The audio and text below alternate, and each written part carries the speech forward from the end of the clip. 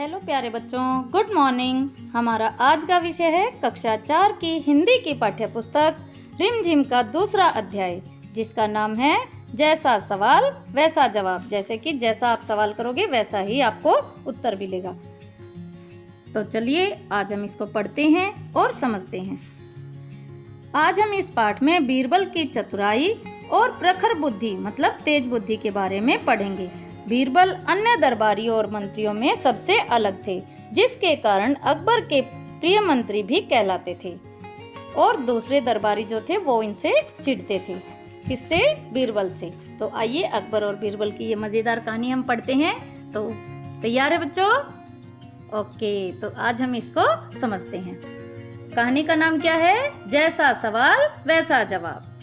बादशाह अकबर अपने मंत्री बीरबल को बहुत पसंद करता था। मतलब बादशाह अकबर जो था वो अपने मंत्री बीरबल को बहुत पसंद करता था। बीरबल की बुद्धि के आगे बड़ों बड़ों की भी कुछ नहीं चल पाती थी। इसी कारण कुछ दरबारी बीरबल से जलते थे।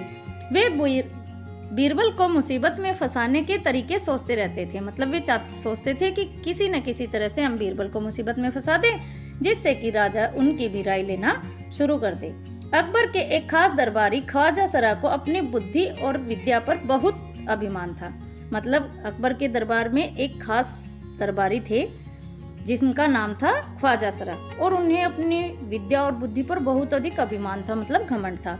बीरबल को तो वे अपने सामने निरा बालक और मूर्ख समझते थे। मतलब जो बीरबल थे उनको तो ये समझते थे उसको तो कुछ नहीं आता है, वो तो बालक है, मूर्ख है, उसको बुद्धिहीन है। लेकिन अपने ही मानने से तो कुछ होता नहीं। दरबार में बीरबल की ही तूती बोलती, मतलब उसी की बड़ाई होती थी, उसी की प्रशंसा होती थी। और ख्वाजा साहब की बात ऐसी लगती जैसे नक्कार खाने में तूती की आवाज।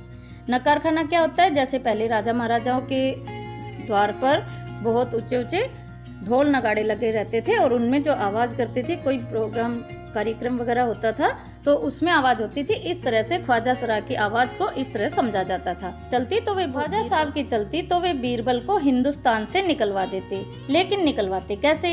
एक दिन ख्वाजा ने बीरबल को मूर्ख साबित करने के लिए बहुत सोच विचार कर प्रश्न सोच लिए। उन्हें विश्वास था कि बादशाह के उन प्रश्नों को सुनकर बीरबल के छक्के छूट जाएंगे।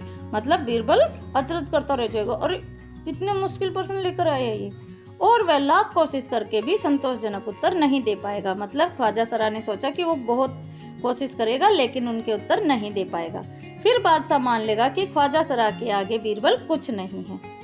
तो इस तरह से ख्वाजा सरा ने क्या सोचा कि चलो किसी न किसी तरह से बीरबल को फंसाया जाए।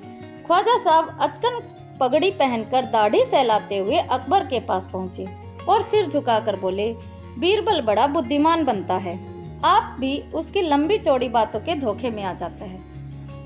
मैं चाहता हूं कि आप मेरे 3 सवालों के जवाब पूछकर उसके दिमाग की गहराई नाप ले।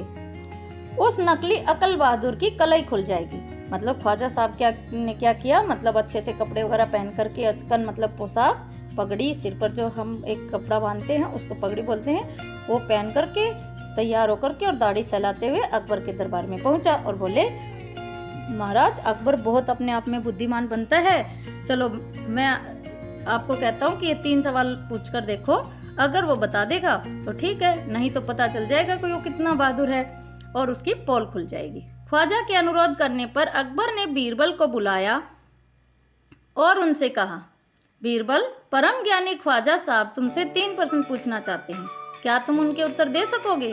बीरबल बोले, जहाँ पना जरूर दूंगा, खुशी से पूछे। जहाँ पना मतलब महाराज। बीरबल कहते हैं, महाराज जरूर दूंगा, उन सवालों के उत्तर मैं जरूर दूंगा, खुशी से पूछें। ख्वाजा साहब ने अपने 3 सवाल लिखकर बादशाह को दे दिए। अकबर ने बीरबल से ख्वाजा का पहला प्रश्न पूछा, संसार का केंद्र कहाँ है? बीरबल ने तुरंत जमीन पर अपनी छड़ी गाड़कर उत्तर दिया, यही स्थान चारों ओर से दुनिया के बीचों बीच पड़ता है। मतलब बीरबल ने अपना दिमाग लगाया कि अब कहाँ घूमूंगा, इससे अच्छा जहाँ खड़ा हूँ वहीं पर उसने अपनी छड़ी गाड़ दी। यदि ख्वाजा साहब को विश्वास न हो तो वे फीते से सारी दुनिया को नाप कर दिखा दे कि मेरी बात गलत है। सभी को पता है कि इतनी बड़ी दुनिया है, कोई नाप नहीं सकता। तो बीरबल तो बुद्धिमान थे ही, उन्होंने वहीं खड़े खड़े छड़ी को गाड़ा और उनसे कहा कि अगर उन्हें विश्वास न हो तो पूरी दुनिया को नाप कर बता दें। अब ख्वाजा साहब देखते रह गए। अकबर ने दूसरा प्रश्न किया, आकाश में कितने तारे हैं? अब दूसरा प्रश्न क्या किया बेटा? आकाश में कितने तारे हैं? किसने किससे किया? अकबर ने। बीरबल ने एक भेड़ मंगवाकर कहा, इस भेड़ के शरीर में जितने बाल हैं उतने ही तारे आसमान में हैं। ख्वाजा साहब को इसमें संदेह हो तो वे बालों को गिनकर तारों की संख्या से तुलना कर ले। तो सभी को पता है भेड़ के शरीर पर जितने बाल होते, क्या वो सभी गिने जा सकते हैं? इसी तरह से तारों को नहीं गिना जा सकता। अब अकबर ने तीसरा सवाल किया, संसार की आबादी कितनी है? बीरबल ने कहा, जहां पना संसार की आबादी पल पल घटती बढ़ती रहती है, क्योंकि हर पल लोगों का मरना जीना लगा ही रहता है।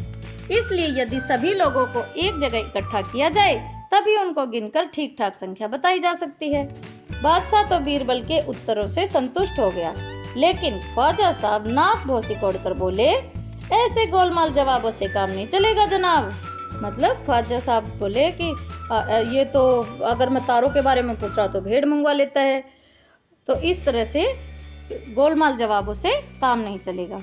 बीरबल बोले, ऐसे सवालों के ऐसे ही जवाब होते हैं, पहले मेरे जवाबों को गलत साबित कीजिए तब आगे बढ़िए।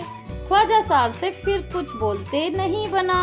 इस तरह से ख्वाजा साहब की क्या हो गई? बोलती बंद हो गई। और कौन जीत गया? बीरबल। तो बेटा आप सभी को ये कहानी अच्छे से समझ आई? Very good. अगर आप सभी को मेरी कहानी पढ़ाई हुई अच्छी लगी हो, समझ आई हो, तो आप मेरे चैनल को सब्सक्राइब करना न भूलें।